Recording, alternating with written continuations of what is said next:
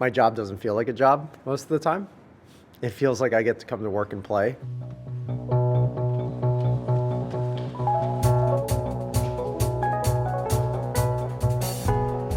And this new building that we're in really helps to facilitate that environment.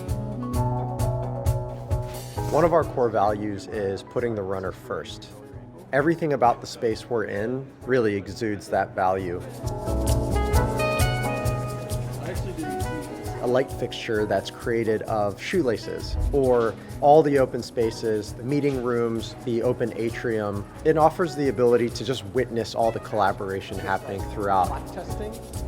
A wall that highlights the major running routes around the Seattle area, and that's really cool. It's people who've been here for a while, because I think it creates a lot of nostalgia and recognition for the paths that they run. Brooks and Seattle go hand in hand. So it's only fitting that the best performance running brand in the world is based in one of the most impressive running cities in the world.